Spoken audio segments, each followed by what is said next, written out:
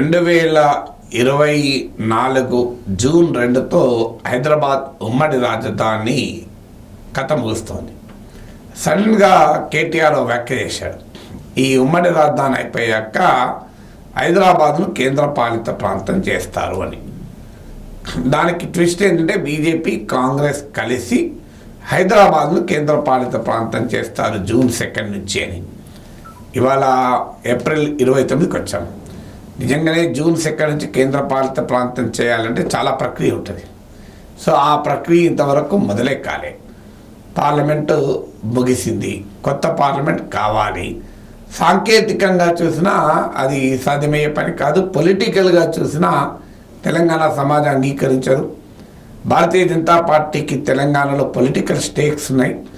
ఏమన్నా అవకాశం ఉంటే తెలంగాణలోనే 28కైనా తాము అధికారంలోకి వస్తాము అన్న అంచనాలో భారతీయ జనతా పార్టీ ఉంది. సో హైదరాబాద్ను కేంద్రపాలిత ప్రాంతం చేస్తే తెలంగాణ ప్రజలు ఎట్టి పరిస్థితులు అంగీకరించారని బీజేపీకి తెలుసు. అందువల్ల ఎందుకంటే ఈ డిబేట్ 2014 ఎలక్షన్స్కి ముందు కూడా జరిగింది, చాలా చర్చ జరిగింది.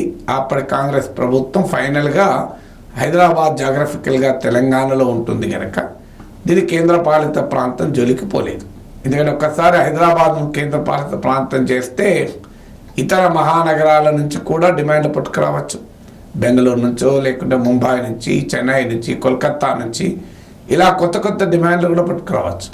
అందువల్ల అలాంటి రాజకీయపరమైన కాన్సిక్వెన్సెస్, పాలనాపరమైన కాన్సిక్వెన్సెస్ ఉన్న నిర్ణయాన్ని తొందరపడి బీజేపీ ప్రభుత్వం అయినా తీసుకుంటుందని నేను అనుకోను. అందులో బీజేపీ కాంగ్రెస్ కలిసి ఎందుకు చేస్తుంది? బీజేపీ చేస్తే కాంగ్రెస్ వ్యతిరేకిస్తుంది, కాంగ్రెస్ చేస్తే బీజేపీ వ్యతిరేకిస్తుంది. కాంగ్రెస్ పార్టీ చేసే అవకాశమే లేదు. కేంద్రంలో అధికారంలో కాంగ్రెస్ లేదు కనుక ఒకవేళ వచ్చే అవకాశం ఉండి ఒకవేళ ఒక పార్టీ చేస్తే మరో పార్టీ వ్యతిరేకిస్తుంది. కానీ కేటీఆర్ అంటుంది అంటే బీజేపీ కాంగ్రెస్ కలిసి కుట్ర పడుతున్నాయి అన్నాడు. అందువల్ల ఏ రాజకీయ ప్రాతిపదిక ఈ స్టేట్మెంట్ లేదు. అయితే ఎందుకు మరి కేటీఆర్ ఈ మాట అంటున్నాడు? బీఆర్ఎస్కి ఈ ఎన్నికల్లో రిలవెంట్గా ఉండాలి అంటే నేషనల్ పాలిటిక్స్లో బీఆర్ఎస్కు ప్లేస్ లేదు.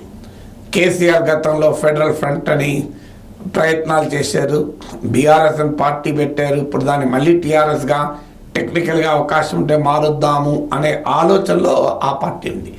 అందువల్ల నేషనల్ పాలిటిక్స్లో రిలవెంట్ లేని పరిస్థితుల్లో బీఆర్ఎస్ ఉండడం, తర్వాత గత అసెంబ్లీ ఎన్నికల్లో ఓటమి తర్వాత బీఆర్ఎస్ బాగా దెబ్బతింటూ వస్తుంది. ఈ ఎన్నికల్లో ఓటింగ్ కూడా గణనీయంగా తగ్గే అవకాశం కనబడుతుంది. ఇలాంటి పరిస్థితుల్లో తనకొక రిలవెన్స్ కోసం తెలంగాణ సెంటిమెంట్ పైన మళ్ళీ బీఆర్ఎస్ ఆధారపడుతుంది. అందుకే పార్లమెంట్లో తెలంగాణ ఎంపీలు ఉంటేనే టీఆర్ఎస్ ఎంపీలు ఉంటేనే న్యాయం జరుగుతుంది. కేసీఆర్ మాత్రమే తెలంగాణ ప్రయోజనాలను కాపాడుతాడు. కృష్ణానదీ జలాల్లో ఆంధ్రప్రదేశ్కు తెలంగాణ ప్రయోజనాలు అప్పచెప్పారు, ప్రాజెక్టులు అప్పచెప్పి అని మొదట్లోనే కేసీఆర్ నల్గొండలో సభలు కూడా పెట్టారు. అందువల్ల ఇప్పుడున్న సిచ్యువేషన్లో మళ్ళీ తెలంగాణ సెంటిమెంటే తమను కాపాడుతుంది అని అందుకొరకు హైదరాబాద్ సెంటిమెంట్ మళ్ళీ ప్రయోగించారు. కానీ దీని పర్యవసనాలు ఏంటి? రాజకీయ నాయకులు ఒక మాట అన్నప్పుడు దాని కాంప్లికేషన్స్, ఇంప్లికేషన్స్ ఆలోచించాలి. లేని కాంట్రవర్సీని మళ్ళీ కొత్తగా తీసుకొచ్చి, లేని డిమాండ్ను మళ్ళీ కొత్తగా తీసుకొచ్చి, లేని భయాలను సృష్టిస్తే లేని డిమాండ్లు కూడా ముందుకు వస్తాయి. అందువల్ల హైదరాబాద్ కేంద్రపాలిత ప్రాంతం అన్న ఆలోచన పొలిటికల్ డొమైన్లో లేనప్పుడు దాన్ని అనవసరంగా రేకప్ చేయడం తెలంగాణ సమాజానికి కూడా మంచిది కాదు. టీఆర్ఎస్ తన రాజకీయ ప్రయోజనాల కొరకు ఈ కేంద్రపాలిత ప్రాంతం చేస్తారన్న ఫియర్స్ను మళ్ళీ క్రియేట్ చేస్తున్నది.